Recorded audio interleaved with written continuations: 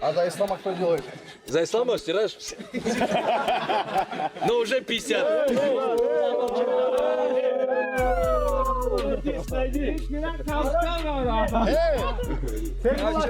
Я вчера понял, что за опоздание ничего не бывает. Что за опоздание ничего не бывает.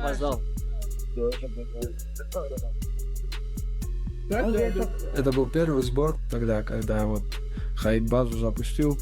Он даже ее тогда не запустил, но он сказал, что там Ислам есть ковер, есть гостиница. И вот там подъем вот сразу. Это просто гора, которая стоит перед базой, вот на нее надо бежать. Вот такой подъем с первых 200 метров. Все. Босиком специально босиком брать, чтобы не подскользнулась нога случайно. Даже в носках нельзя. Еще ты дерешься же. Босиком у тебя полностью должна нога чувствовать землю.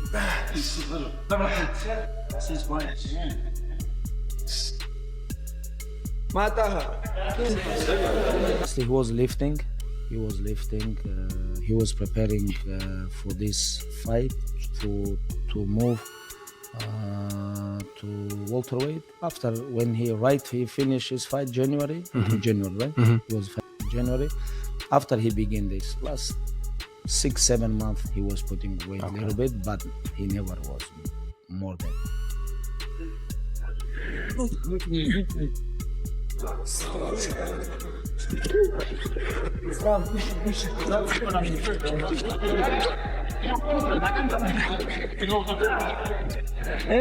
Мне нормально, если балл я не отдам, взять не обязательно.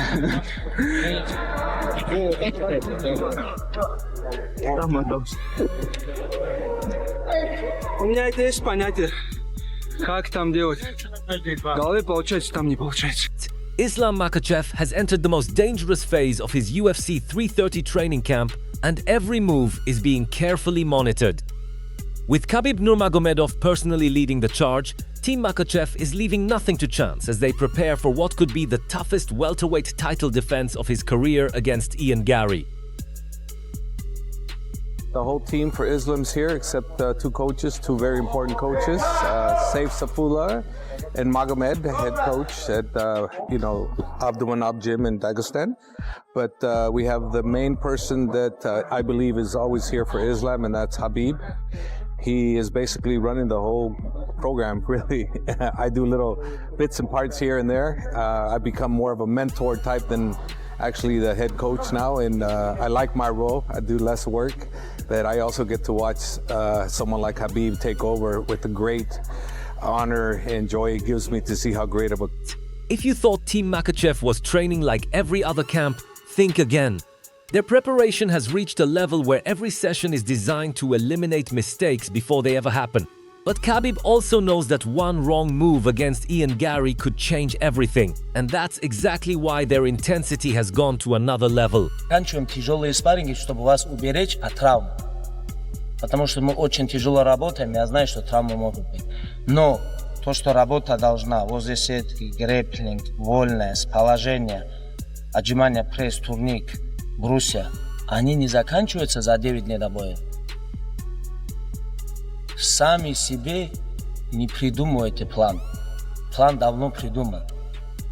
Не нужно велосипед новый изобретать. Сел и поехал. Завтра тоже работаем.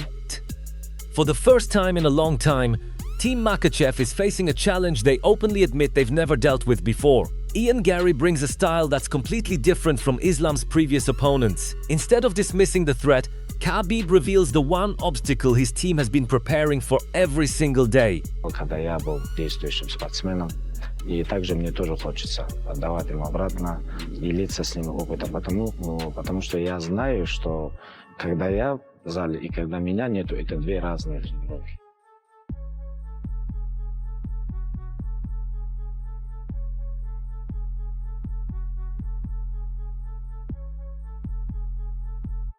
Ian Garry may be training with Charles Oliveira, but Islam Makhachev isn't losing any sleep over it. When asked about that partnership, the UFC champion delivered a brutally confident response that turned heads and made it clear he believes the real advantage is still on his side. He's done a lot of his camp, obviously, with Charles Oliveira. He's trained a lot. Is there anything Charles can tell him about you that you're worried about? Yeah, Charles is gonna teach him how to tap fast. That's it. I just gonna keep going, you know. I love the sports. I love how we travel with all brothers together, spend time, you know. I enjoy. Even now I moved to welterweight, no more cutting weight, and I enjoy the camp. I enjoy every moment, you know. I'm gonna still fighting. I'm gonna still winning. Islam's confidence isn't coming from predictions, it's coming from preparation.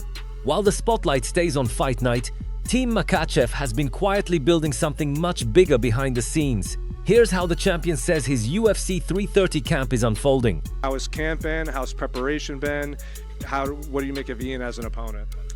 Yeah, everything is going very well. We stay in the same gym, like last couple fights we stay in New Jersey and training in Nick Cotton MMA. It's very nice gym. I have too many my brothers and friends and sparring partner with me. Almost all team is here. We're training together. Khabib is here, Javier is here, you know, and we're training every day very hard to. What's even more surprising is where the praise comes from next. Instead of a teammate or coach, it's Charles Oliveira, Islam's former rival. His honest assessment reveals just how much Makhachev has evolved and why he believes the champion is now more dangerous than ever. I believe that Islam is currently on a very powerful rise. In the past, he was a fighter who mostly relied on wrestling and control. But today, he is a fighter who can trade strikes with anyone and wrestle with anyone. 50-50. I do believe they're two tough fighters. I do believe that Islam has got a little step ahead just because of the fact that he's got some of that striking. Out of these three, Islam Makhachev? Islam Makhachev? Yes, Islam Makhachev. I think he is an exceptionally talented master and is currently working hard on improving his footwork. I think he is one of those who, in my opinion, has undergone the most significant transformation. Charles isn't the only legend backing Islam. As UFC 330 approaches, another all-time great explains why Makhachev possesses one advantage that could decide the entire fight before Ian Garry ever finds his rhythm. I assume that Islam's going to win that one just because of his wrestling pedigree, you know. To be able to dictate if the fight's going to be standing or on the ground, it's a great gift. I'm rooting for him. I'm proud of him. But not everyone believes this fight will be easy. Several fighters think Ian Garry will have moments of success, but they also agree on one crucial point. If Garry wants to pull off the upset, simply winning rounds won't be enough. Points, like trying takedowns, I don't know. I don't believe this, but I don't think he's gonna do like he did with JDM, you know, like put on the ground and stay on top all the time. I think some points of the life, Ian can get up, you know, and then he needs to take down again and things like that. But I think the fight's going this way. I think Islam is really hard to beat him by points. You need to knock him out, hurt him and knock him out. You know, like make him go out of his game. You know, like Right. Because if he stay like comfortable to some punch and takedowns, he gonna win the. Most fans are picking Islam Makhachev, but not everyone sees this as a one-sided fight. During a recent podcast discussion, Carlos Prates, Kamaru Usman, and others explained why Ian Garry has a better chance than many people realize. At the same time, they pointed out the one major obstacle standing in Garry's way and why overcoming it could be far more difficult than most fans expect. Obviously, I'm not counting this dude out, but I'm just saying, bro, I still go back and I think of some of the weapons that Ian Garry has, and even Ian Garry, man. Ian Garry can take the back very, very well. He's shown that, man. If you're able to take the back against a guy like Shavkat Rakhmonov and then almost finish him with the smaller guy with longer legs, I personally think this is a good fight for Ian Garry. I think a harder fight would be like a guy like Kamaru, but for Ian Garry, I feel like this is good for him, in my opinion. The biggest question now isn't whether Ian Garry is talented. It's whether his skills are enough against someone like Islam Makhachev. Former UFC fighter and analyst Dan Hardy believes this matchup is far more complicated than most people realize, and he explains why Islam creates problems that almost no fighter has been able to solve. Islam Makhachev versus Ian Machado. Gary, what do you make of that matchup? That's a great fight. Look, it's a great fight. Ian Garry for a long time has been saying that, you know, he is the future. Obviously, it's his nickname. Like, he sees himself as being there with the belt. He's visualized it, but now he's got Makhachev in the division. And I mean, Makhachev's got the kryptonite for every single person in the division. No matter where the fight goes, he's got the skills to challenge you and to cause you issues. Like, of course, since Ian Garry's, been spending time in Brazil, been working on his jiu-jitsu, he's going to be far more confident in his ground game. But at the same Dan Hardy's breakdown doesn't stop there. He argues that preparing for Islam Makhachev is almost impossible because no training camp can truly recreate what Team Khabib brings to the cage. More importantly, he reveals the one mistake Ian Garry simply cannot afford to make if he wants any chance of winning. I don't know if you can be able to replicate what Islam Makhachev can do to you. I think you would have to be in the wrestling room in Dagestan to really feel that kind of pressure. And what you got to remember is, like, that room right now, we keep signing a bunch of guys from Khabib's team. They're all like cookie cutter versions of each other. They're all lethal. They've all got great wrestling. They've all got that pressure style with good punching and kicking now. You know what I mean? Like, there's a really elite level in that gym. And Makhachev's at the top of that pile. Like, everybody in that gym is working towards where he is, and everybody in that gym's a killer. Like, I just don't know if you're gonna be able to find the same kind of look that you're gonna need to be able to deal with Makhachev. And I think now he's moved up to welterweight, I just think he looks physically so much healthier and stronger. Ian Garry's a slick striker, but he needs to damage Makhachev. He can't play the 25 minutes of picking and poking. As if the fight wasn't already massive, Ian Garry added even more fuel to the fire. He described this matchup as another chapter in the Ireland versus Dagestan rivalry, promising to avenge what happened years ago. But when Ariel Helwani and his panel reacted to those comments, the conversation quickly shifted from hype to whether Garry was putting unnecessary pressure on himself before the biggest fight of his career. Would you call the Garry fight round 2 of the Irish versus Dagestan rivalry? Like they say, from AliExpress, right? So what is AliExpress? Is that Alibaba? Yeah, it's like kind of Temu? Yeah. Wish, yeah. It's like that. So he's mocking it? Cheaply manufactured. He's mocking it? Yeah. It's crazy. He's saying it's nothing like Khabib versus. That's crazy. I mean, who would say that? But it still is round 2. That's his whole point. Yeah, it's round 2, but it's the Wish version. The clip of him saying this is the AliExpress version of that Dagestan-Ireland feud, sort of laughing it off. Is there something here that you're trying to, right the wrong from what transpired in 2018? What a terrible way for him to sell the fight. What a terrible way for him to talk about himself. Yeah, I take pride in this fight. I take pride in the fact that I'm going to be able to go out there and get a massive win back for my country at the highest stage. At the highest possible point in my career, with all the marbles on the line, the UFC world title. This is the second time Ireland and Dagestan meet in that octagon for a world title, and I'm going to do everything in my power to make sure that it's 1-1. While many fans are quick to count Ian Garry out, Michael Bisping believes that's a serious mistake. According to the former UFC champion, Garry's resume speaks for itself. Whether people like him or not, the names he's beaten and the way he's handled elite competition suggest this title fight could be much closer than many expect. I dislike him, but you can't deny what he's done in his career. You just can't, right? As much as you might want to, you can't. I mean, last time out, he won a decision over Bilal Muhammad. He beats Carlos Praches. He loses to Shavkat Rakhmonov when he went the distance, and he beat Michael Venom Page, okay? Right? They are 3 very, very good wins. Before that, Jeff Neal, Neil Magny, Daniel Rodriguez, Song Kanan, and Darian Weeks made his UFC debut against Jordan Williams. That's fine, right? That's what you do. You work your way up. But when you got into the deep end of the division, against your MVPs, against your Jeff Neal, your Carloses, and your Bilals, what did he do? He won all of those fights. So predictions are everywhere ahead of UFC 330, but Chael Sonnen believes most fans misunderstand one thing about fighters.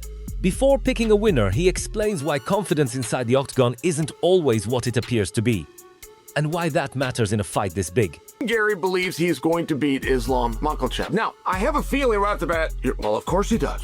Every fighter believes they're going to win. No, they don't. That is a myth. There are many myths in sport. There's many myths within our sport. That's a huge one. That whole these athletes are confident, they believe in themselves, they have complete... Beyond the hype and bold predictions, the numbers tell an interesting story.